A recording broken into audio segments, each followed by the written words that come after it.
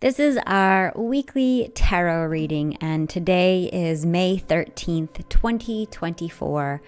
This is the Law of One Tarot deck by Krista Williams, and my name is Sheena with Rise Wellness Village.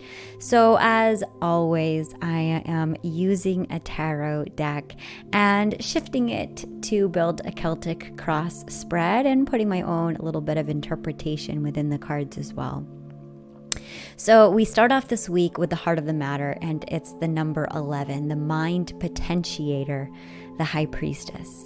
And this is about the will to create conscious and unconscious decisions. The potentiator of the mind is our intuition. Only with potentiation from your intuition can action and experience happen at a conscious level. Beyond our illusion resides the divine feminine, cosmic unconscious, the home of our intuition. The veil of illusion is permeated by the feminine and by those who seek it. The free will of the unconscious mind incessantly alters the experience of the self at the conscious level. Within the deep mind, the potentiator resides semi-random pre-incarnate programming, which is the illusion that will manifest to you as certain experiences that demand your development. This card represents the opportunity to evaluate your programming and to develop opportunities for your growth through the evaluation of your experiences. Our challenge or opportunity for learning this week is the mind significator, mental turbulence, internal energy center imbalance. The significator is the totality of the mind, the unity of the unconscious and conscious, the masculine and feminine. A significator is the product of all its previous incarnations, experiences, and biases. The significator of the mind operates within the perceived physical reality and illusion, one that it's created for itself and is unique. The boundless mind needs the illusion to express itself through. The mind is both a product of free will and a force of will. It has its own learning and development process it also needs to go through. This card asks you to think through the ways your mind has created your ultimate reality, whether positively polarized or negatively polarized. How does your mind limit your reality and contribution to your illusion? You know, for me, I'm in the contemplation of making a tarot deck, and part of the reason I know it's the divine will flowing through me is because every week I am inviting in a new tarot deck, and every week I work with it to make it my own. And this week we're in Gene Key 23. This is the shadow of complexity, the gift of simplicity, and the divine expression of quintessence. Whether or not we recall it, we came into this world with a quintessence that was uniquely our own. And many of us add all these layers and masks and archetypes. And by midlife, many of us have lost our unique charm that really what made us who we are. While some have always kept that pure, many of us lost it and had to go on a journey to reclaim it again. And this week really invites you to consider your quintessence, beginning with your essence. What emotions does your space evoke when you walk into your bedroom or into your home or into your prayer space or yoga studio? Is it love? Is it peace? Is it filth and clutter? How we treat our physical reality is often a reflection of how we treat our inner reality. And how tidy are you keeping things? I know for me, this is a place where I can be challenged. I start off with the intention of building an altar or crafting something, and before I know it, there's a mess of supplies around me, and what started so simple can become a big old mess. I'm consistently being reminded in life that less is more. And when we strip ourselves down to an essence, what's the legacy you want to leave behind? Because that's what it's all about. And for me, I want people to feel seen by me. I want people to have felt my love. The quintessence of my essence is far beyond the material accumulation of things I may collect in this life or gifts I may give you. People are not feeling my prayer because of the 6 oracle card I put on my altar. It's the fact that there is an altar. And as my beloved and my soul sister reflected back to me today in our incredible weekly Namaste drop-in call today at 222, people feel our love. And this is our sacred service. And we don't have to diminish our worth thinking we're not doing enough. Being love is literally all there is. It's the most important thing. And this week, I invite you to tune in to how love is asking to be expressed through you. This is our last week in Taurus season, and this is a deliciously grounded, stable earth energy that's literally rooting for you to build the foundation and plant the seeds for what you wish to grow. This is the time, and with 4 planets in Taurus right now, we're not going to have this delicious portal, including Jupiter and Venus, for another 12 years. So let's plant something with longevity, something that we can look back in 12 years with fondness and think, wow, we freaking did it, in generative celebration. So where we're coming from, Spirit great way, fully understanding and surrendering to the flow of the Creator's seeking through the Spirit. The Spirit connects the physical body with unity. The way of the Spirit is the world, the universe, the Creator, everything. Through the illusion, the Spirit contacts intelligent energy and intelligent infinity. Intelligent energy is creative energy, capable of destroying, healing, and transforming. Contact with intelligent infinity is most likely to produce unspeakable joy. Here you fly forth completely uninhibited, governed merely by your own will and intention. Effortless manipulation of the universe constructs and distortions is the way of the Spirit, assuming the identity of the one infinite Creator. This card signifies harmony between the mind, body, and spirit. You are a microcosm of the universe, identical to all, omnipotent. So what are we conscious of right now? Body, great way, the alchemist.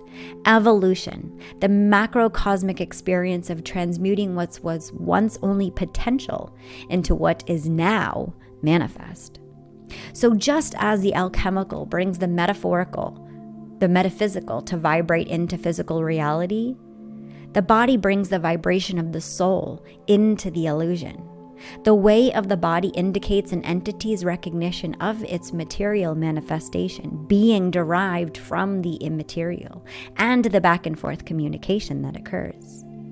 Our body and physical environments are a physical manifestation of what occurs behind the veil. Like the chalice of an alchemist, the body is a vessel into which the Spirit is poured. Realization of this fact lends significant spiritual development. Understanding the hybrid environment in which the body operates releases synchronicity from its mystery. We are the great transmuters. Every day we get to cultivate life as ceremony through our communication with the elements, bringing us into deeper harmony so that the universe can be in constant engagement with us. We start off our days in the element of water, maybe making love, showering, brushing our teeth, and making our cacao. Then we come into air. We set our intentions into our cacao. We pray. If you're lucky like me, you greet the day with your beloved and slowly come into aliveness, checking in with our emotional realms, authentically communicating. And then it's earth portion, and we get into our doing. We make the lists, we check the boxes, we are physically engaging with the earth. We're walking upon her with our bare feet. We're tasting the berries from her sweet earth. And at night, we celebrate the close of day with fire, the sunset, the ball of energy that slowly dissolves into the night. This light turns to a flickering candle, and just like that, we're in ceremony again, praying into our food, building intimacy and connection with others through generative relating. And before we know it, we're making love again, expressing it in some way, and this fire gives way to ether, and something new is born, and the cycle begins anew. The future is the spirit significator, the sun, recognition of the individual as the channel for the creator's learning, the exploration process. The significator of the spirit is the collection of biases, learnings, and experiences developed in previous incarnations. It offers new biases, which are used to meet a new experience. Here, there's a new opportunity to radiate or absorb the light and love of the creator. The significator belongs to the illusion. You dance in the night, but you dwell upon the earth. There are two parts to you, the masculine and the feminine energy. For positive polarity, there's happy communion between the two and among others. For those who choose negative polarization, there's an embrace of both the conscious and unconscious aspects, shadow and light, absorbing the sunlight of the creator versus reflecting it as the positive polarity does. This card appears when you recognize yourself as a part of the process for the creator to experience itself. So what are we unconscious of this week? This is the spirit matrix. It's the devil. Freedom versus imprisonment, spiritual versus non-spiritual, outlook in general or in a specific area of life. The matrix of the spirit is the infinite darkness, the potentiated void. Nothingness seems a proper characterization of the infinite black, but the matrix of the spirit is a source rather than a void. Associated with this card is the dark night of the soul, which is thrilling and necessitates the most powerful spiritual progress. We become isolated in the great void where all is manifested. Here, one realized that they must be the very thing that they had ascribed evil to, unified and born from the void. But only in the absence of light is something dark. So we look to the light that is offered by the dark. The illusion in all its conventions and values, none of which were created by the universe itself, is burnt to the ground. You realize the learning will be done from your own shadow within the illusion. This past 5/5, I went deep into my own cultivated dark night of the soul, lovingly supported by my partner, so that I could meet my victim deeply, and I could feel every way I had disempowered myself to learn what boundaries I would now come out to embody. I rebuke the I am not story. I am, and I fully reclaim all of us as the chosen ones here now. Every last one of us chosen to be the medicine for one another while the world unites and turns the lights on for the first time in 5,000 years. Our querent this week is the spirit transformation. It's judgment, fully accepting the role as the channel for creators' learning, exploration, and process. The transformation of the spirit is where the spirit transforms from the physical body into something infinite and eternal. The lessons and experiences gained in this physical incarnation leave lasting impressions upon your spirit, which will carry into eternity. This card represents the reminder that the body is the vehicle for transformation to occur, and the knowing that the soul is eternal. This card represents acceptance of your role of the creator from a cellular level. Let's breathe that in. Inhaling all the way from the base of our pelvic floor and allowing our body to expand with the knowing, the acceptance of our role as creator from a cellular level. Let's hold it for one more beat.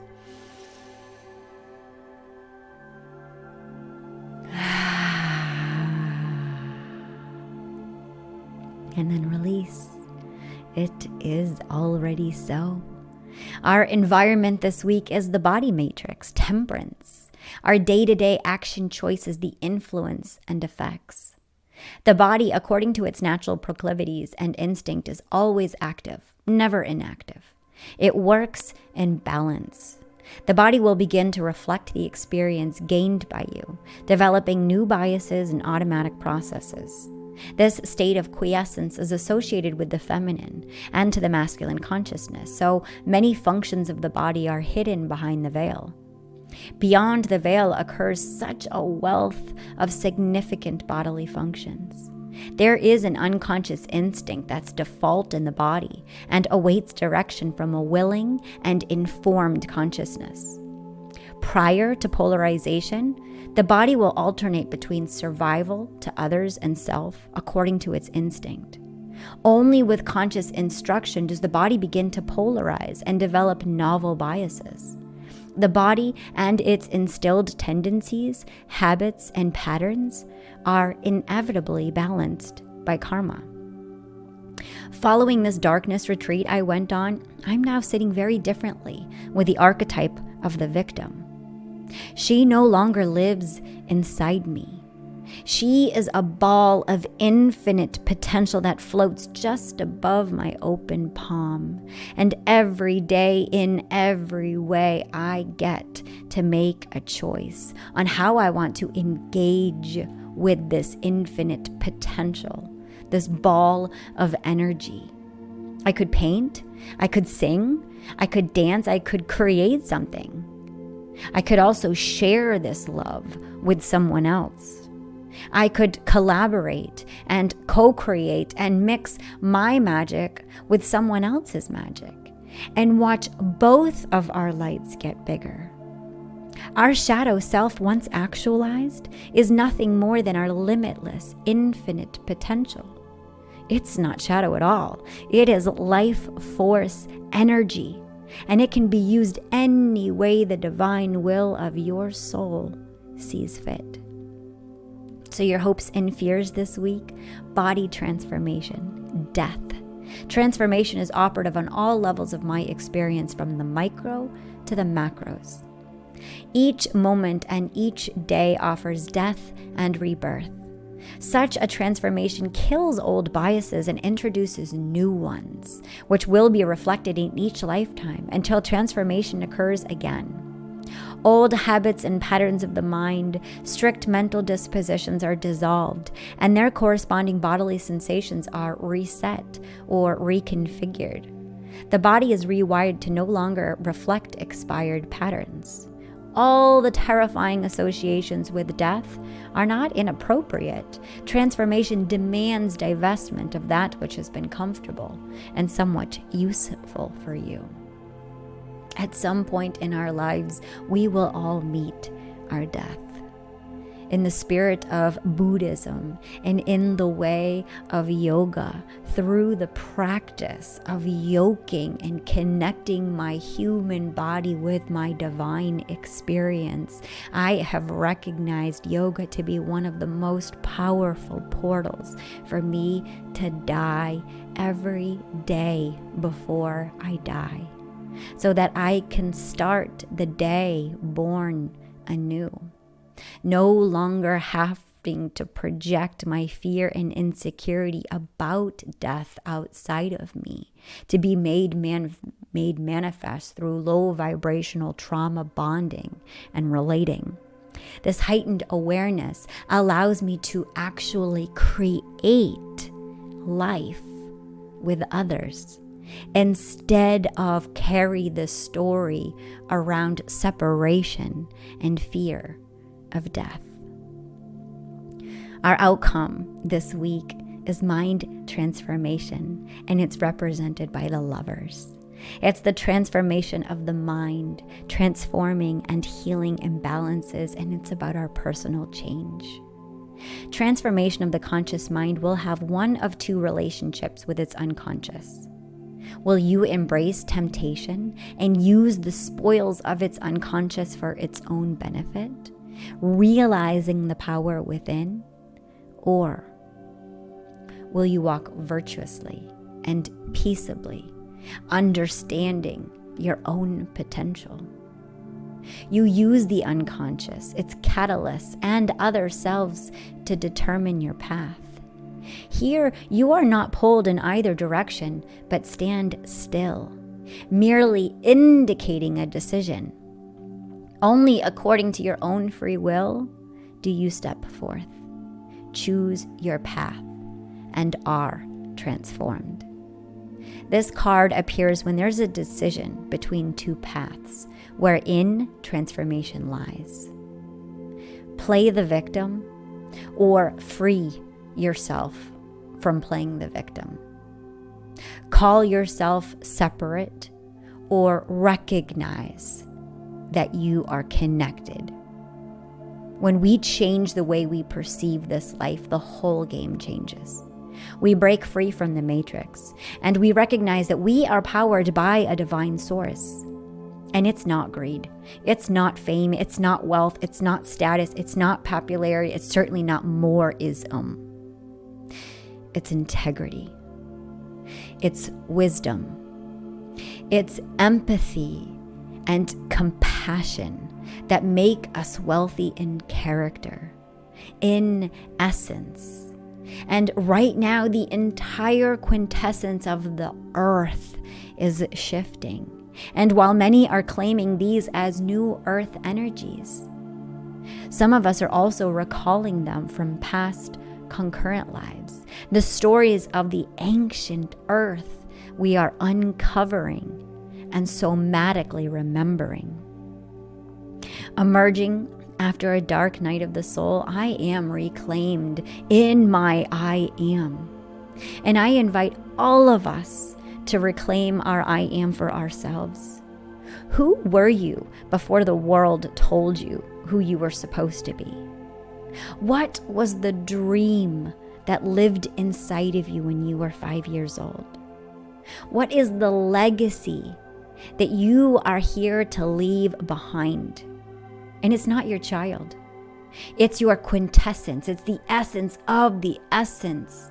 What is the legacy that you are leaving behind that is so much more than physical form?